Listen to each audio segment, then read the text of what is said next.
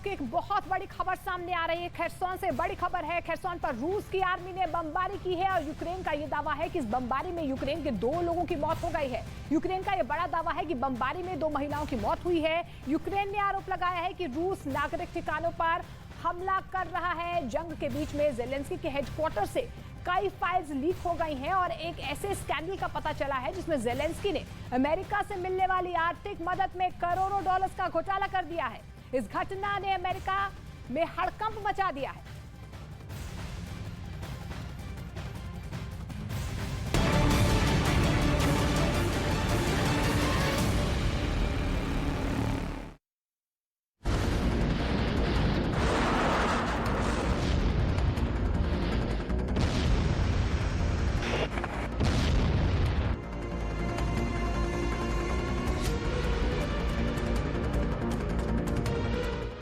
जंग के मैदान से एक बहुत बड़ी खबर आई है।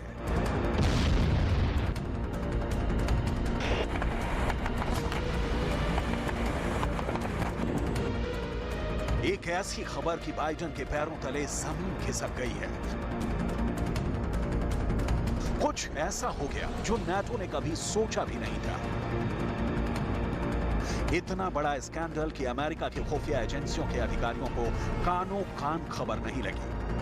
जेलेंस्की जो हर दिन आकर पूरी दुनिया के सामने ये लेक्चर देते हैं कि रूस का बहिष्कार करो, रूस को दुनिया में साइडलाइन करो, उन पर अब रूस से ही व्यापारिक रिश्ते कायम करने के आरोप लग रहे हैं। पुतिन और जेलेंस्की ये इस वक्त दुनिया के 2 सबसे बड़े और सबसे कट्टर दुश्मन हैं।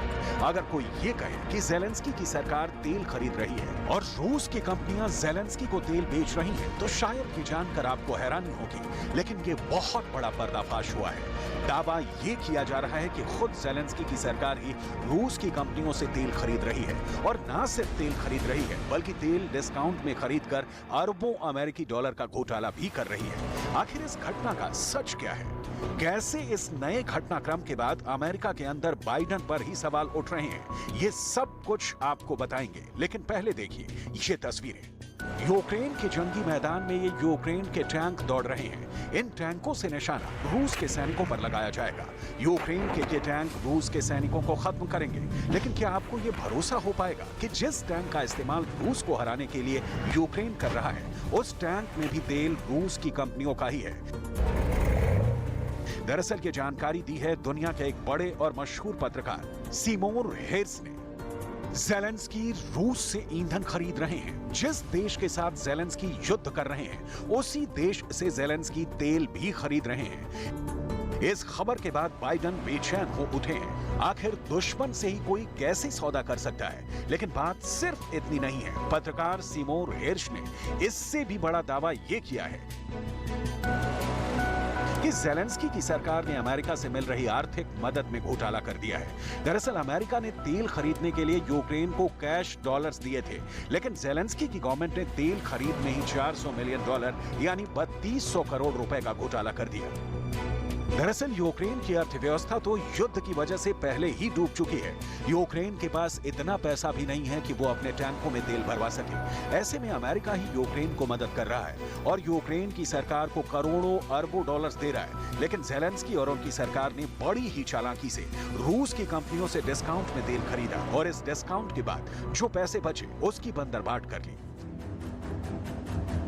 यूक्रेन के कई जनरल जो जेलेंस्की के करीबी माने जाते हैं, अमेरिकी डॉलर्स के इस घोटाले में शामिल हैं। दावा यह किया जा रहा है कि इस घोटाले में यूक्रेन की आर्मी के 35 जनरल भी शामिल हैं। जब ये जानकारी सीआईए के पास पहुंची तो पहले तो सीआईए के अधिकारियों को इस पर भरोसा नहीं हो रहा था, लेकिन जब जांच की तो पता लगा कि यूक्रेन के नेता लग्जरी कारों और ऐश्वर्य का जीवन जीने के लिए धन की चोरी कर रहे हैं।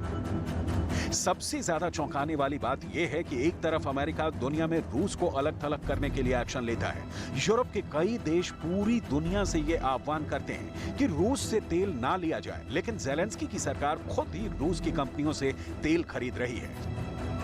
इतना ही नहीं, ज़ेलेंस्की को लेकर दावा यह भी किया जाता है कि उन्होंने अपनी राजनीति की शुरुआत ही करप्शन से की थी। ज़ेलेंस्की के विरोधी ये दावा करते हैं कि ज़ेलेंस्की यूक्रेन के ही एक बिलियनियर बिजनेसमैन इहोर कोलोमोइस्की की कठपुतली है। 2 साल पहले जिस गाड़ी से ज़ेलेंस्की चलते थे, वो गाड़ी यूक्रेन के बिलियनियर बिजनेसमैन इहोर कोलोमोइस्की की थी, जो बॉडीगार्ड चुनाव के कैंपेन में हर वक्त ज़ेलेंस्की के साथ रहता था। वो भी यूक्रेन के बिलियनियर बिजनेसमैन इहोर कोलोमोइस्की का था। और जो खास वकील हर वक्त ज़ेलेंस्की के लिए काम कर रहा था, वो वकील भी यूक्रेन के बिलियनियर बिजनेसमैन इहोर कोलोमोइस्की का वकील था।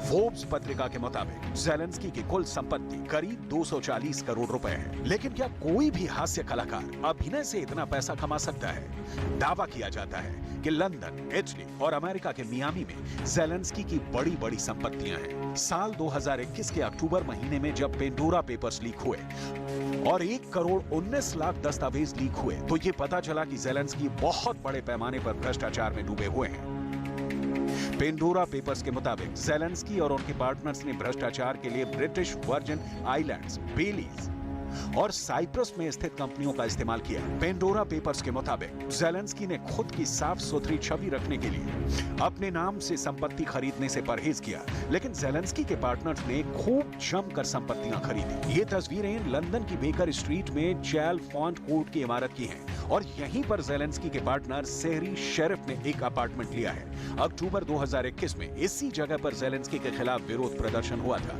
एक पोस्टर भी काफी चर्चित हुआ था, जिसमें साफ लिखा था, ज़ेलेंस्की इज करप्ट, यानी ज़ेलेंस्की भ्रष्ट है। अमेरिका के लोग भी ज़ेलेंस्की पर करप्शन के आरोप लगाते रहे हैं। साल 2022 में ज़ेलेंस्की और उनकी पत्नी ओलेना ज़ेलेंस्की ने एक फोटो शूट में भी हिस्सा लिया। तब अमेरिका के कई नागरिकों ने ज़ेलेंस्की को आड़े हाथों लिया। अमेरिका के एक नेता लॉरेन बोयबॉर्ट ने ट्वीट किया कि हम अमेरिका के लोग यूक्रेन को $60 बिलियन की सहायता भेजते हैं, लेकिन ज़ेलेंस्की मैगजीन के लिए फोटो शूट कर रहे हैं। ये लोग सोचते हैं कि हम कुछ नहीं, बस शोषण करने वालों का एक झुंड है। अमेरिका के एक फेमस एंटरप्रेन्योर इयान स्मिथ लिखते हैं कि हमारी अमेरिका की सरकार टैक्स पेयर से बिना पूछे यूक्रेन को अरबों अमेरिकी डॉलर भेज रही है, लेकिन ज़ेलेंस्की और उनकी पत्नी फोटो शूट कर रहे हैं। क्या बकवास मजाक है, अंधी लूट मची है। अभी 2 महीने पहले ही यूक्रेन ने अपने रक्षा मंत्री ओलेस्की रेजनिकोव को पद से हटा दिया था। ओलेस्की पर भी करप्शन का ही आरोप लगा था, लेकिन यूक्रेन के रक्षा मंत्रालय ने यह सफाई दी कि जंग के दौरान रक्षा मंत्री किसी की बजाय किसी ऐसे व्यक्ति के हाथ होना चाहिए जिसके पास फौज का अनुभव हो। 24 जनवरी को यूक्रेन के डिप्टी डिफेंस मिनिस्टर याचेस्लाव शापोवालोव को भ्रष्टाचार से जुड़े एक स्कैंडल में फंसने के बाद इस्तीफा देना पड़ा था।